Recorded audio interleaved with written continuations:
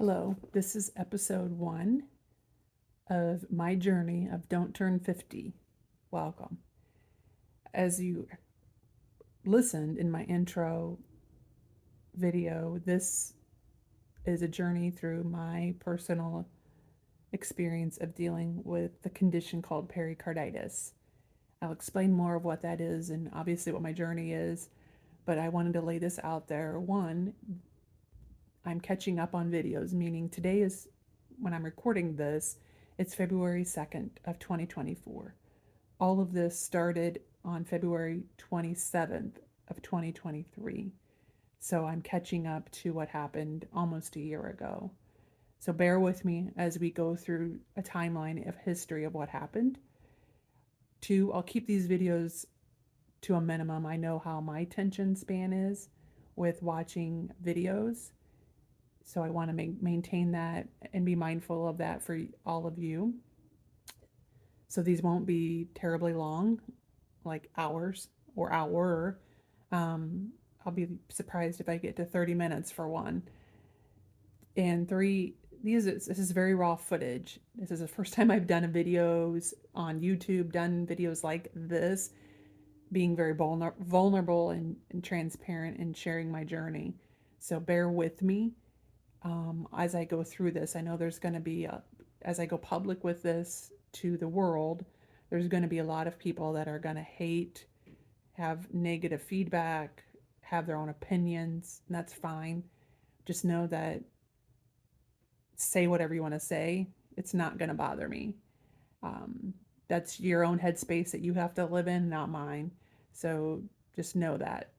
So you're going to see videos of me that are very raw, whether it's very emotional or um, early in the morning, just depending on the situation. But you'll see raw videos of me just because I want to share my journey to help others that have similar experiences and to help the healthcare community, the healthcare industry to understand this and that there's more than just reading papers, research, science. Yes, that's all important. I'm not downplaying that, but there's always more to the story, and that's the person themselves and their journey and their experiences, like my experience and what I've gone through that has affected me and my life. Everybody's different, every body is different, everybody reacts differently, everybody feels differently. So we have to keep that in mind. And I hope you all keep that in mind as you're watching all of these. Again, I'm not here to really gather all your opinions on what you think of these videos, other than just want to share what's happening so I can help some others. If you have any negative feedback or hate, I'd say write it on a piece of paper and burn it. Don't waste your time sharing it with me, because I'll delete them, I'll block you, whatever. I'm not here for that. I recognize it could happen, but I'm not here for that. So just save yourself. This is a helpful video. It's very raw. Like I said, first time doing videos for me. So I'm not a professional. Don't want to be a professional at it. I'm just sharing to help others. That's it. So let's start.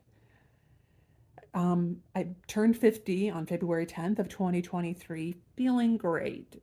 I couldn't believe how great I was feeling.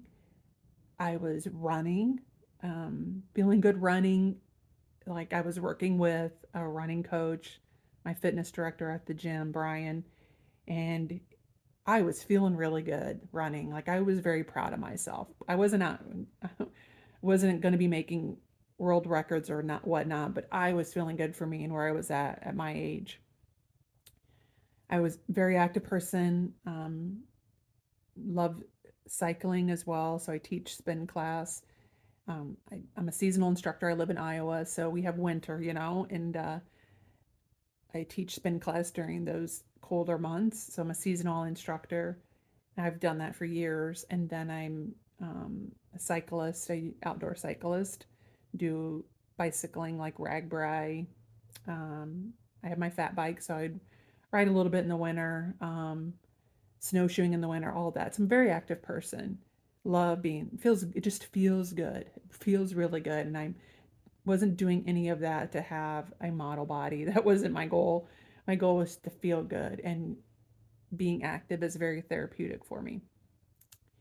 I was always trying to be mindful of my nutrition as well. That's very important, how we treat our bodies, and what we put in those bodies, our bodies. So I was always very mindful of that.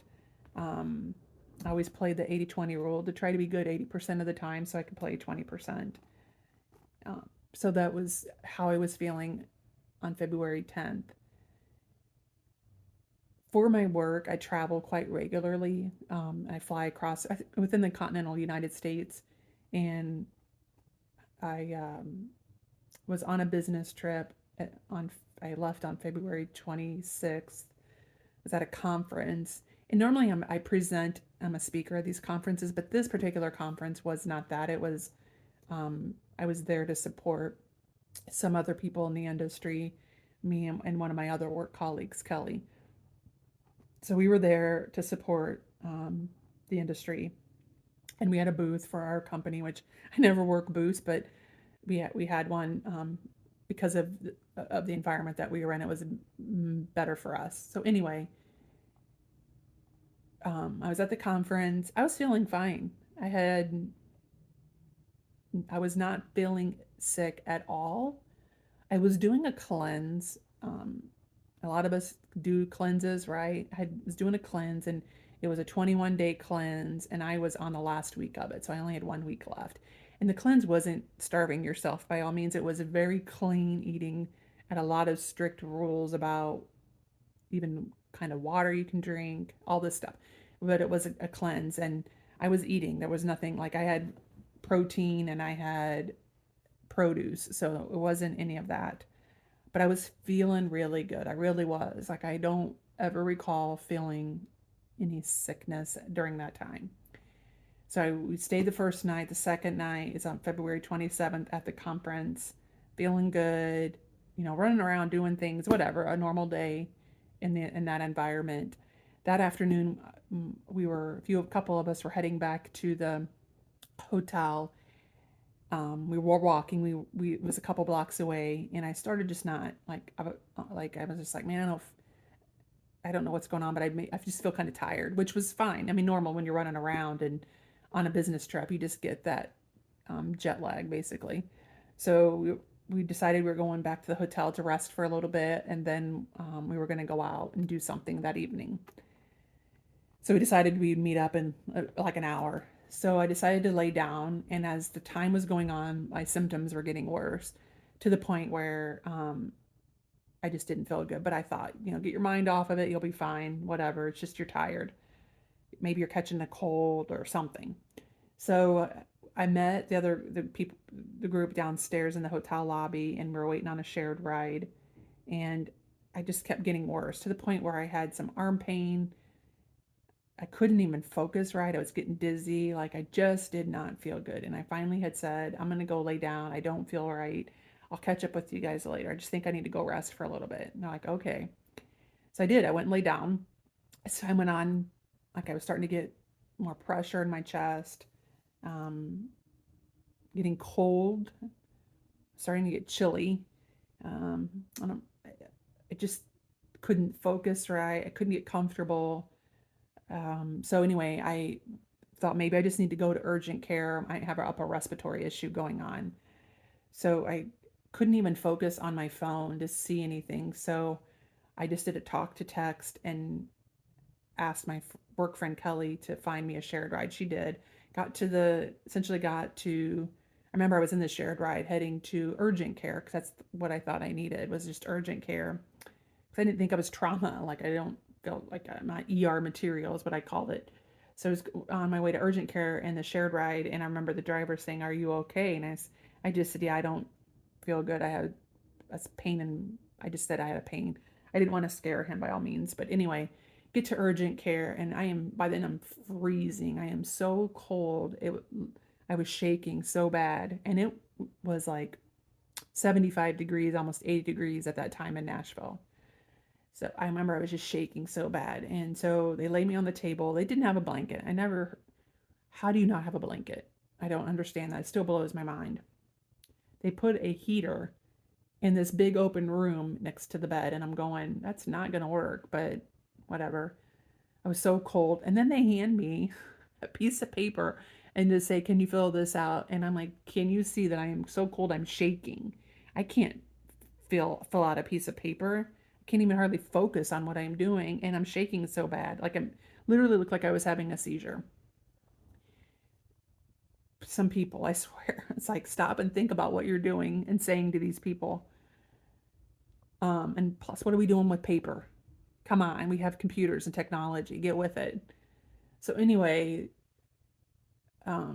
they started assessing me and they said, we think your we have a cardiac issue. You need to go to the ER. You're beyond what we can do.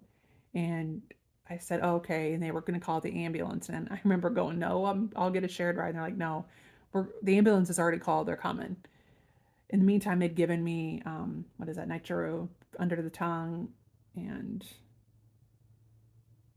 something else. I don't remember the other medication they gave me. But then I started vomiting and I vomited at my lunch. I had ate at like noon, and by this time it was like 5. So my stomach did not digest any of the food from 5 hours ago. I hadn't eaten since then. Literally, had not eaten since then. So started vomiting. Anyway, so the ambulance people come, and I remember I was just shivering. Those paramedics are amazing. I was sweating, or I'm sorry, I was so cold. They blasted the heater and were sweating and taking layers off because it was, I guess, like I said, 75 degrees out, and I'm shaking, so cold. Um, so anyway, we get to the emergency room at Tricentennial Hospital, and I had to wait, obviously, as you do in the emergency room on the whatever those beds are that you use in the ambulance, out in the waiting, by the registration desk or whatever, because they were busy. It felt like forever, and I'm really not sure how long it was, but it felt like forever, and it's so uncomfortable because they have you strapped down, and you're out in the middle where it's all noisy, and you're hearing people laugh or whatever, and you're just not feeling well and uncomfortable.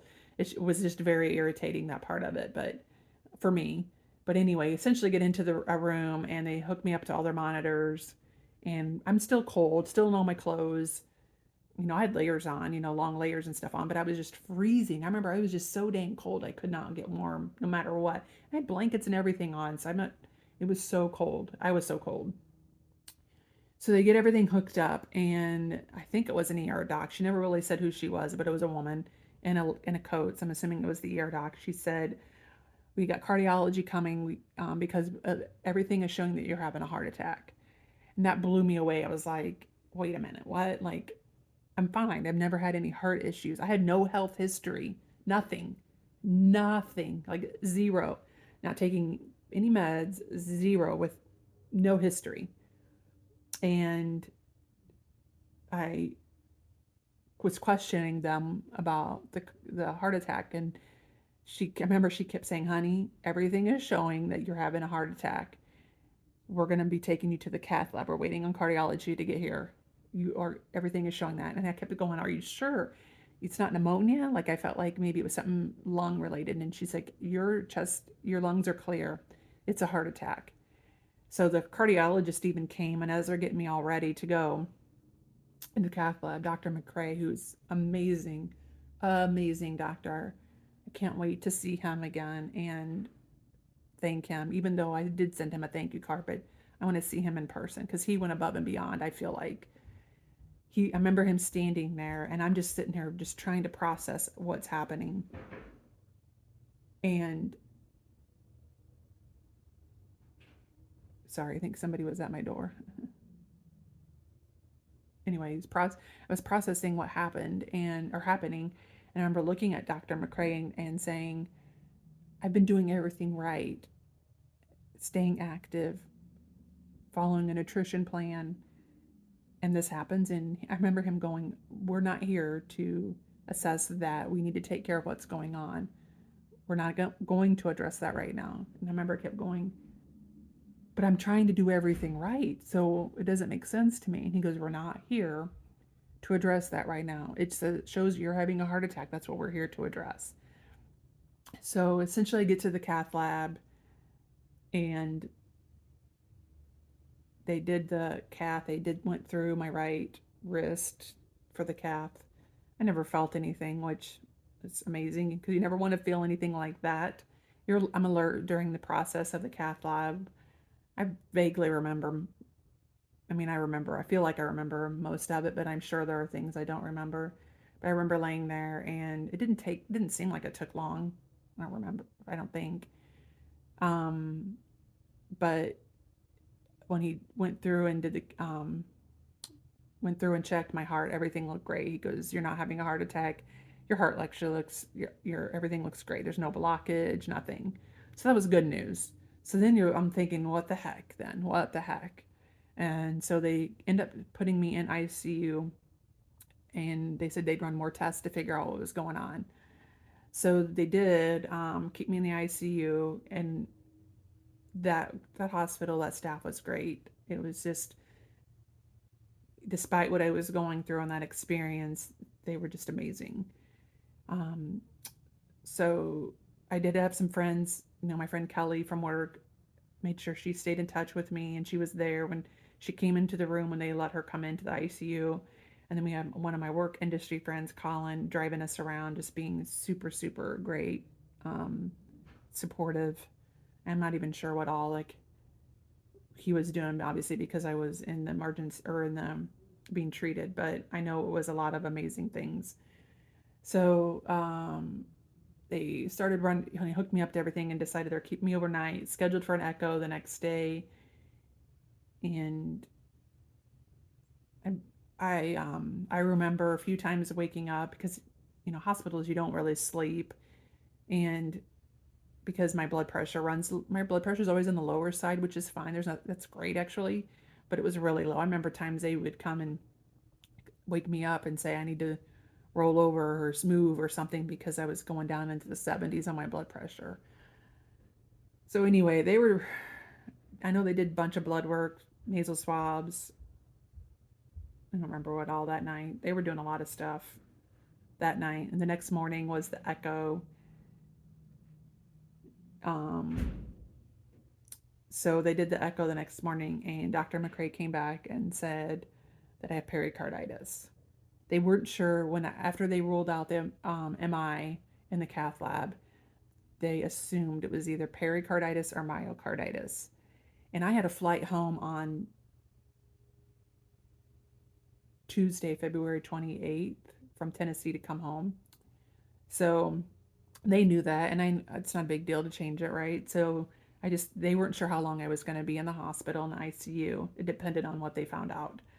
And so once they did the echo, they found out that it was pericarditis. The doctor was like, "We'll be able to release you and go. You can go home. You can fly home today." So I was able to keep my flight. He he asked me about which cardiologist I wanted to see back in Iowa. He was making an appointment for me. He wrote on his business card the key things for my cardiologist to look at and to know.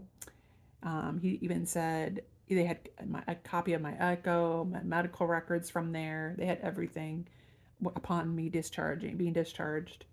Um, they he even said, when you see your cardiologist, which was on that Friday, this was on a Tuesday, I was going home, because you see your cardiologist on that Friday. I am having hand surgery myself. And he showed me his hand, and he had some kind of deformity with it, because I'm actually having hand surgery myself. But I'll be back in the office on Monday, and he is more than welcome to call me with any questions that he has. I'll share whatever I can with him. Just amazing, Dr. McCrae was. So thankful that he found that diagnosis. So thankful that he was so kind and helpful for me, especially being out of state, and just amazing. So I was discharged from the ICU, which was actually uh, new for them, because most of the time when you're a patient in the ICU, you are transferred down to the next level out, like you work your way out. Well, I was just being discharged, so it was new for them to get discharge instructions for someone in the ICU. But they worked on everything. So I had Dr. McCrae ordered for me to go home with is colchicine, was twice a day, 0.6 milligrams twice a day. And then high dose ibuprofen. I feel like it was 800 milligrams 3 times a day, I think, something like that. So I wanted to get started right away because I didn't want to wait for me to get home to start on the colchicine. So we had time between me being discharged and flights to get my colchicine filled at a Walgreens. So we did. And then we dropped off Kelly for the airport. And then in between all of that, I found out I was starting to get delays with my flight. And I was struggling I had shortness of breath because of the fluid around. So pericarditis, let me start there. Pericarditis is fluid and inflammation in the lining, the pericardium lining that's around our hearts. We all have a little bit of fluid there in between that pericardium and the heart muscle, but I had extra fluid there. And then there was inflammation along with that. So that was what the pericarditis was or is. So we had to get the inflammation down. So they sent me home, or my flights were being delayed, starting to be delayed initially, and I just knew I wasn't feeling good, and with shortness of breath, it was going to be a struggle for me to. I didn't want to fight all that and get back late. So I opted to change my flight to the next morning to go out early and get home, and so I can take my time. So that's what I did. I just stayed an extra night and went home the next day. And it was a struggle. I remember walking through the airport being so short of breath. Crazy, just crazy feelings. So anyway, I essentially got home, was settled in and was resting until I saw my the cardiologist on. It was on a Friday. I was going in to see him here, Dr. Wagdy. He's with St. Luke's, and I believe he runs that heart clinic at St. Luke's in Cedar Rapids. Amazing doctor. So I'll share that part of it, that initial visit, and then I'll in the first video. But once I knew like the symptoms I had in Tennessee with being so cold and just I don't know, they kept calling chest pain, but I didn't know that I could never say it was pain. It was just so much pressure. Um, and couldn't focus. I had the arm pain, dizzy. I was trying to remember what else. Those were the main symptoms I recall. Once I knew what it was and knew that pericarditis, the symptoms mimic heart attack symptoms, I looked back over the last 2 weeks and knew what was going on then. So I think that all of this started around February 17th of 2023. And I say that because it was a Saturday. I was running with my friend Kayla. We did a Saturday run together, and I just wasn't feeling right. I taught spin class first that morning, which was normal for me. This was nothing new. I taught spin for 45 minutes, and then her and I would go out for a run. And that was all new, nothing new. It was a typical Saturday for me. And that's when I'm talking about active. Seriously. So I remember that run that day was such a struggle for me. And I knew I was doing the cleanse. So I was blaming some things on the cleanse, but I just struggled with that run. And like I said, with this cleanse, I was eating. So it wasn't like I was lacking calories, nutrition. I was eating. So by the time we were getting done with that run, I was just like, I don't know what's going on. I just don't feel right. And I started explaining, and those symptoms that day were kind of minor in the scheme of it, but it almost seemed like I was going to bonk, where I didn't have enough nutrition. And I remember once we got to her car, she had applesauce in her car, the squeeze applesauce, and I took some of that. And then I remember coming home, showering, actually took a hot bath, and it's February in Iowa, took a hot bath, and I fell asleep in the bathtub. I was wiped out that entire day. And because in my mind, I know once you bonk, it's hard to catch up. Like you just can't slam a bunch of calories in and feel good. It's just hard to catch up. So I remember I thought I was bonking. But anyway, so that's what was going on in my mind. And then, so that was on Saturday the 17th, and then go to that Wednesday. What would that have been? 22nd, 3rd, that Wednesday morning. Um, So it would have been in between when I would left for Tennessee and that Saturday. Wednesday was my hill day for running. And I do 60 minutes and I just find hills and run hills. And I remember that day, I was like, what is going on with me? My legs felt like lead. I could barely pick my legs up. It felt like the first time I was ever out there running. Like I was felt like my first day. Like I was still on the training, still using the training wheels with running. It was terrible. I remember I'd run for a little bit, stop, run for a little bit, stop. It was terrible that day. I called it the struggle bus. And then even some of the workouts that week when I was at the gym with the class, some of the people I'm friends with in the class, they were like, "What is wrong with you? Something seems off." Like I was struggling in class and I couldn't figure out why. And I just kept thinking, "Oh, my body's not into it. Maybe I'm tired, whatever." Like I was just struggling. So that between Saturday, the February 17th, and that week, my workouts were just a struggle. So then that weekend is when I left for Tennessee. So now that I look back, I believe I was dealing with the pericarditis then. Even so much that Saturday the 17th, actually it probably started before the 17th. A few days prior to that was a Thursday. So that Thursday, so it would have been what, the 15th? I remember I was working, sitting at my desk working. Everything was great that day. Life was great. Did not have any issues. And it was 3 o'clock in the afternoon. All of a sudden I was like, holy crap, chest pressure, shortness of breath, freezing. I couldn't get warm no matter how many blankets I put on me. Um,